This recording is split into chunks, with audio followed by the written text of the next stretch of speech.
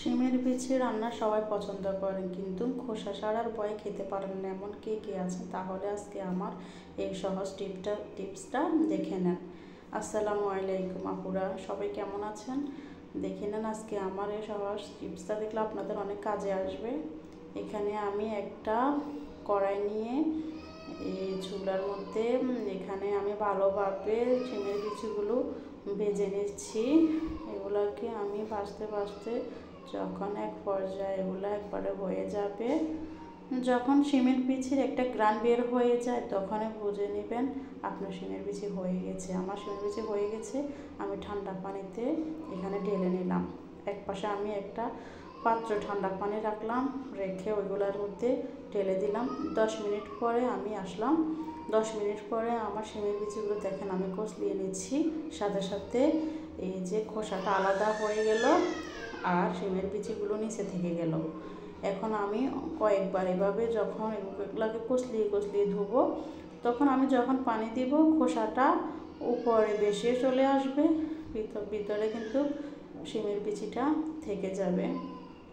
এভাবে যখন করবেন আপনি, আপনার একটা শিমের বিচি অপচয় হবে না। আমরা যখন শিমের বিচিটাকে যখন শিলে বেটে নিই বা কিছু দিয়ে আমরা যখন এটাকে কষে বেটে নিই, তখন কিন্তু কিছু অংশ একদম গুঁড়ো হয়ে যায় আর কিছু ভেঙে যায়, তখন খোসার সাথে চলে যায়। কিন্তু এভাবে যখন করবেন একটাও কিন্তু যাবে না, সবগুলো খোসা যাবে আর শিমের বিচির অংশগুলো একদম থেকে যাবে। সবগুলো শিমের বিচি থেকে দেখবেন, মানে শিমের বিচি থেকে খোসাগুলো একদম আলাদা হয়ে যাবে আর একটা বিচিও আপনার কিন্তু অপচয় হবে না। এভাবে জাস্ট আপনি কয়েকবার ভালো করে ধুয়ে নেবেন, দেখবেন এই যে দেখেন উপরে খোসাগুলো ঠিকভাবে উপরে উঠে চলে আসছে, কিন্তু বিচিগুলো নিচে বিচির অংশগুলো রয়ে যায়।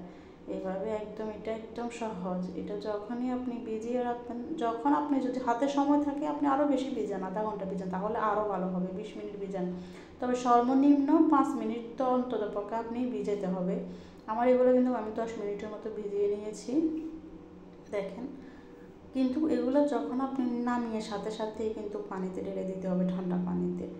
দেখেন এই যে আমার আজকে এই যে একটা খোসা নয়, সবগুলো শিমের বিচি কত যে পরিষ্কার হয়ে গেল, ভালো করে দেখে নেন।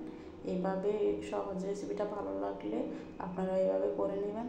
দেখেন খোসাতে একটা শিমের বিচিও নাই। ধন্যবাদ সবাইকে। আসসালামু।